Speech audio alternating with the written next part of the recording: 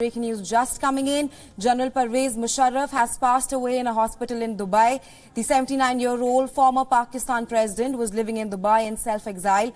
According to reports, he was admitted in the hospital after he developed heart and blood-related complications. Pakistan ISPR has confirmed Musharraf's passing away. They have issued a statement which reads, and I'm quoting here, CGCSC and services chiefs express heartfelt condolences on sad demise of General Pervez Musharraf, former president, CGCSC and chief of army staff. May God bless the departed soul and give strength to the family.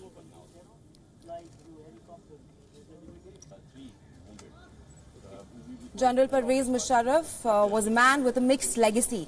He was Pakistan's army chief during Kargil War. He was the man who toppled the Nawaz Sharif government in 1999.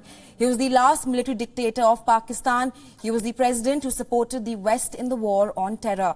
But he was also a Pakistan president who made significant strides trying to strike peace with India. The legacy of Pervez Musharraf is a mixed bag. When India launched Operation Meghdoot during the Siachen conflict in 1984, General Musharraf headed the Pakistani operations. It was after the defeat of Pakistan in 1984 that Musharraf vowed to occupy Kargil.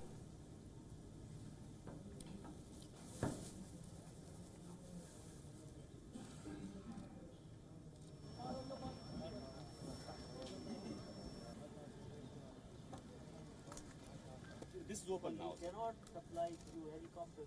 There's a limitation. 3 wounded. We'll be quite well off as far as For more on this, we're now being joined by Hassan Kamal Vatto from Islamabad. He's a writer and a lawyer. Welcome to the broadcast, Mr. Vatto. Thank you for having me. I want to first start by asking you that tell us a little more about Pervez Musharraf's legacy. He was a controversial figure and he was the man who toppled the Nawaz Sharif government in 1999. Well, hearing the news today in Pakistan, I can definitely tell you that the immediate reaction is one of shock. It is, of course, the demise of a leader of Pakistan who was extremely powerful for a very long time. And the immediate reaction, of course, is one of thoughts and prayers to the departed souls' families. We pray for them. We pray that their sins are forgiven as well.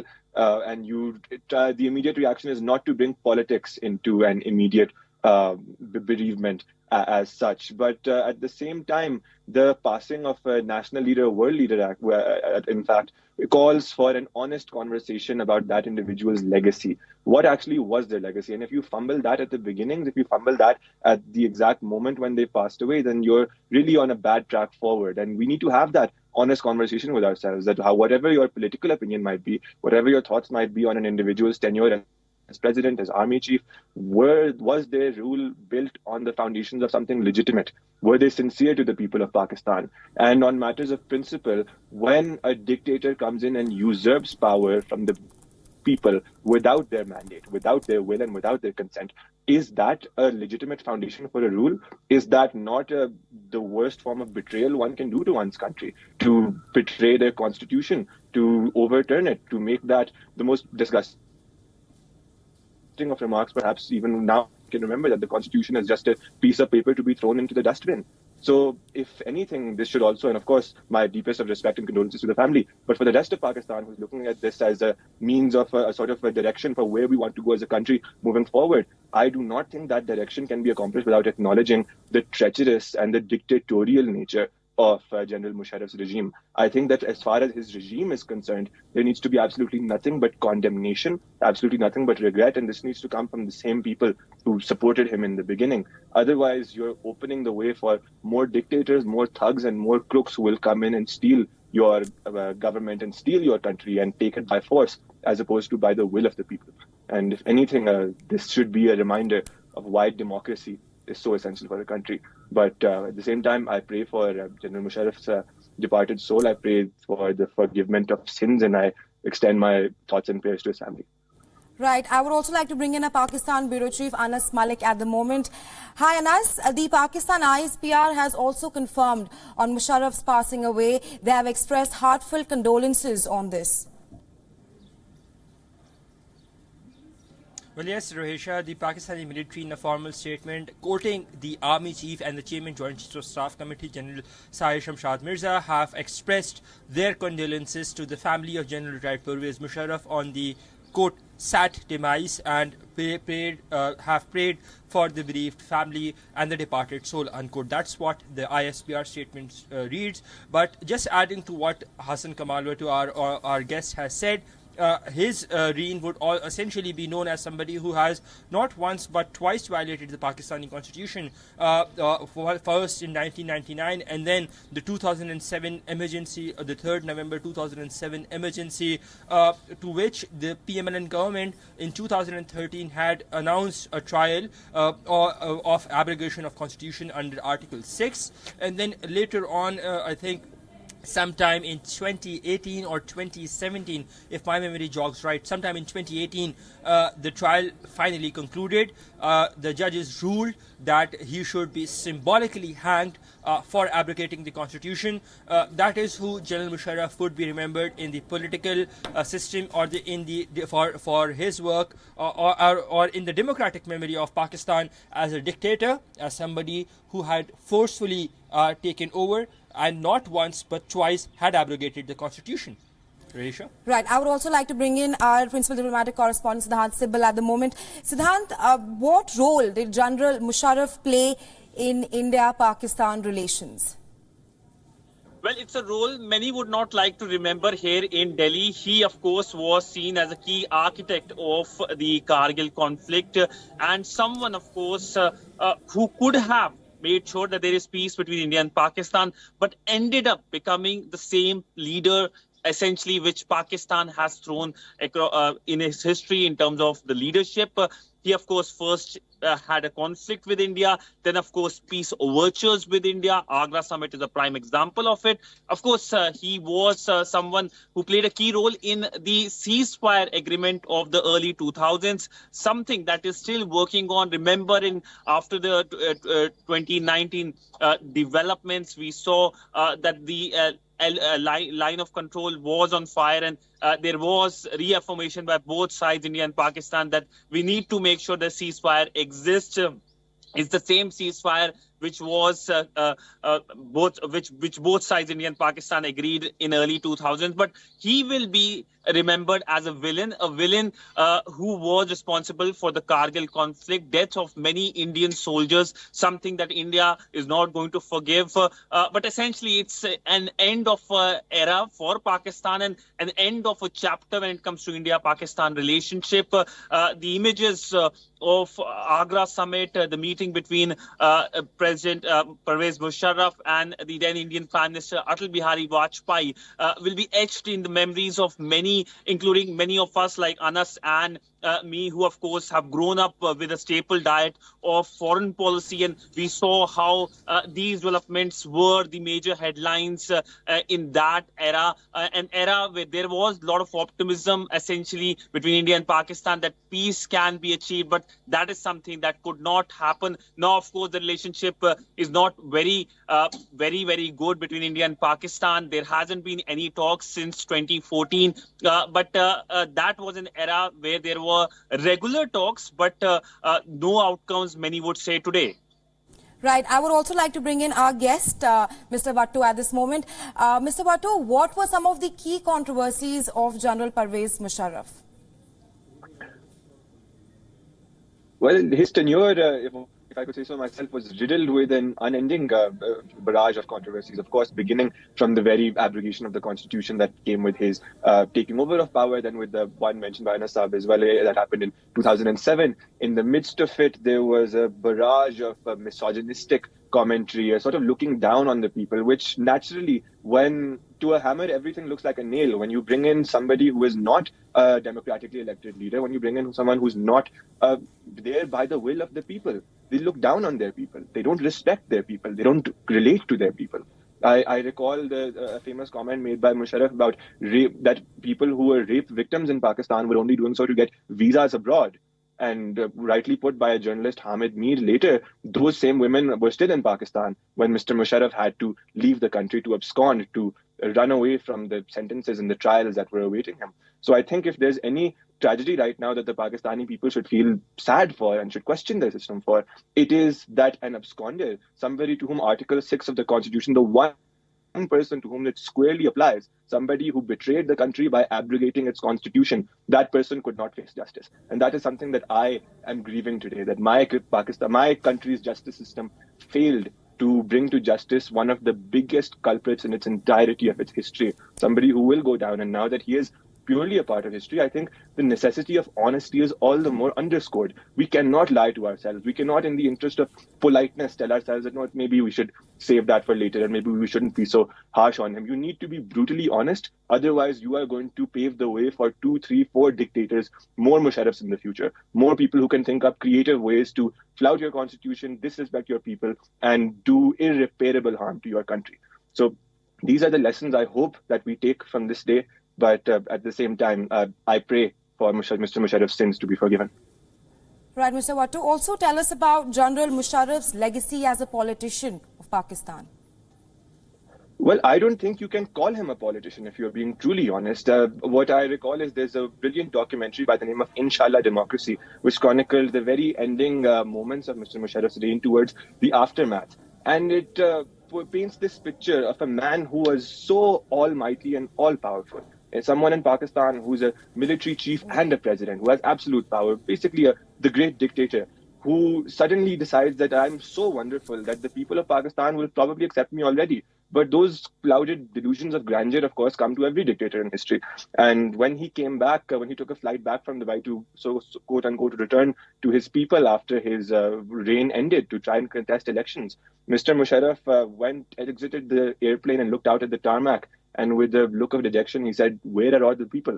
And I think if there's one moment that encapsulates Mr. Musharraf's political legacy, it would be that sort of sad, disappointed moment of wondering that where are all those people who have been told by all of these sycophants and all of these advisors of mine who love me so much, but now they're just not there because they never were. The people of Pakistan never did and never will support dictators. It's only the propaganda machine and the industrial complex around these things that convinces and indulges their narcissism into believing so. But that, I think, is how we would look back at Mr. Musharraf's political legacy. It would not be one of a lot of positivity.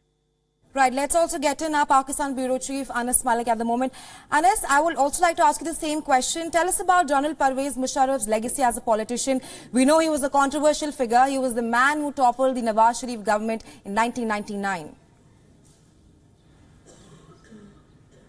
Rahisha, just to expand on what our guest Hassan has just said, General Musharraf's comments, that absurd comments with regards to victims of rape, came in the Mukhtar Mai case, who essentially came out as a symbol of resistance, and for these women from rural areas standing up against oppression. And those comments were definitely what we would say that they were offensive, or to say the least. Mukhtar Mai continues to remain in Pakistan. General Musharraf was not. In fact, in 2016, if my memory says it correctly, he was due to appear before a court where charges were to be put on him with regards to the abrogation of constitution.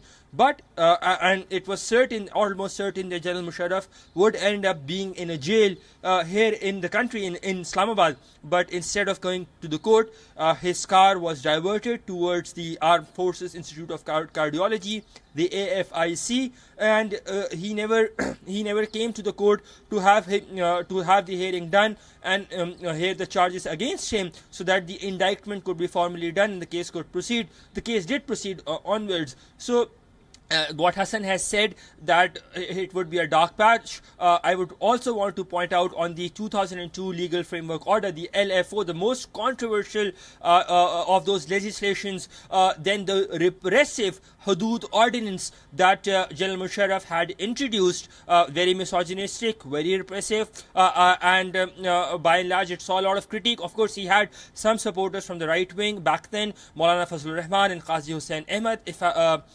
those who were strong supporters of Musharraf at that point of time, at least on that. So by and large it was very, very controversial, but adding to what Siddhant has said, as we've grown up, he was a hardliner on India initially, but only until the Jaish-e-Mohammed that the Indian side had been saying that was an existential threat to both of the countries, had attacked him. And since the Jaish-e-Mohammed attack against Musharraf in 2003, he then went ahead and did some seeming operations against them as well.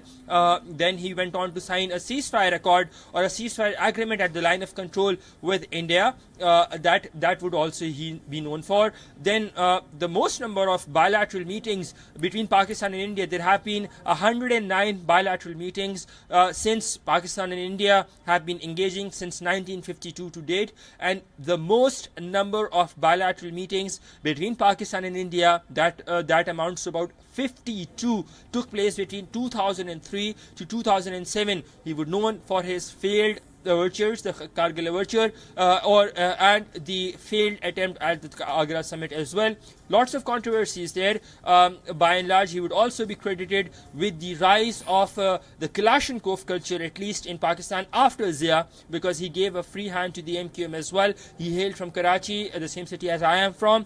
He understood the political realities or the complex realities, or tried to give a semblance, but then he would just shy away and give literally a license to kill to anyone. So as I said, the 2007 massacre of the 12th of May, when we saw that on the 9th of March he had sent the then Chief Justice of Pakistan, Iftikhar Chaudhry, home through a reference, or through what we would say that there was an attack on the judiciary, on the freedom of judiciary. Iftikhar Chaudhry rose as a symbol of resistance in the judicial system.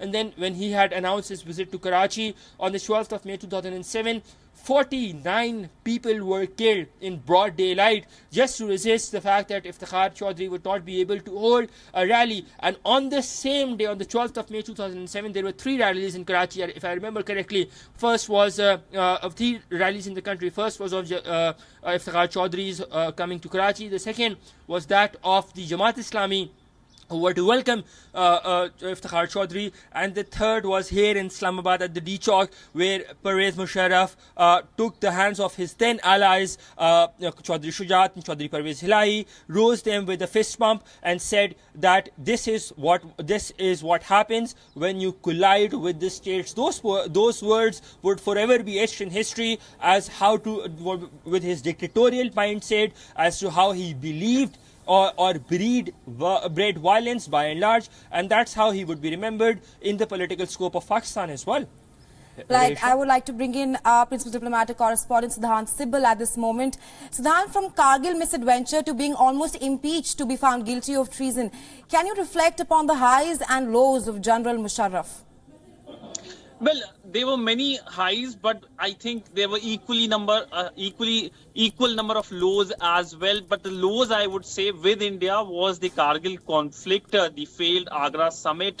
The highs were the fact that ultimately he learned his lessons, that whatever be the reason, India and Pakistan have to stay together in peace, and he tried to have peace with India. The ceasefire pact is something of an example. It has withstood a lot of stresses of the geopolitics. The fact that both sides are reaffirming it in this decade is something of as a homage, I would say, to leaders of that time, that they have agreed on the fact that they should have peace. But essentially, we know the images of Pervez Musharraf and Atal Bihari Vajpayee together trying to resolve many of the issues. But today, there hasn't been any reaction from India. But it's the biggest story of India today, shows how much Pervez Musharraf was associated. Good and bad things. In fact, here in India, it has been a wall-to-wall coverage of Musharraf's demise. It shows that how much people are keen to know about Pervez Musharraf, how he died, but also his legacy impacting many Indians. Many, of course, remember how, of course, he came to India. In fact, he was to visit the Ajmer Sharif, but he did not. And that time, according to, I would say, many of the people who still talk about the visit which could not happen, say that it's not right to not go to a mazar if you have promised. But this is something of footnotes in the history. But largely, today will be a day when his legacy will be remembered on both sides of the border, whether it's Pakistan, whether it's India. Right. For more on this, we are also now being joined by Vijay K. Nambiar, former Indian ambassador to Pakistan. Welcome to the broadcast, Mr. Ambassador. Hello, thank you. Thank you. Now, General Musharraf was responsible for the Kargil war back in 1999, where he backstabbed his own government and sent Pakistani intruders into India. How do you look at the Kargil's misadventure? I think the Kargil misadventure was clearly a total miscalculation, and that it was entirely authored by General Musharraf is no one's doubt, is now doubted by anybody. But in many ways, it actually typifies the character and the basic characteristics of the person. I must say, right at the outset, I would like to say that General Musharraf was a man of many contradictory qualities and traits. He was highly ambitious, highly disciplined, very professional, but also, I think in many respects, very vain. And this represents sometimes a kind of an overstretch of both vanity and personal ambition at the risk, to the disadvantage of the discipline and professionalism. I think Kargil represents that. He thought that he would be able to carry it off, and I think the response that he got, in a sense, I think it must have surprised him. And that also represented his response when he subsequently took over political office. Right now, an era in India-Pakistan ties from Kargil to Agra summit. With former Atal Bihari Vajpayee, how do you look at General Musharraf's role all this while? I must say that now that he has passed on, I would like to also dwell on the fact that he was a man of considerable courtesy, discipline, dignity, and personal charm. I recall this particularly because I had served as High Commissioner in Pakistan during his tenure when he was Chief Executive. He was almost continuously, when we had met, I might also add that he was just 3 days elder to me. And he mentioned that when on my first visit to him. At the same time, there were many occasions when he proved to be perfectly charming particularly to my family, particularly my wife. And I think that showed in many ways. And in that sense, he recalled, particularly before his visit to Agra, where we accompanied him, my wife and I, he accompanied him and Mrs. Musharraf. He was very, very courteous and he showed his, at least publicly, he displayed great affection for for the process and for hope that he could move the two countries in a direction which he felt would be good for both countries. But beyond that, I noticed that there was also an anxiety to establish a place for himself in history. He seemed to be far more ambitious than his personal qualities could probably credit him for that kind of ambition. WION is now available in your country. Download the app now and get all the news on the move.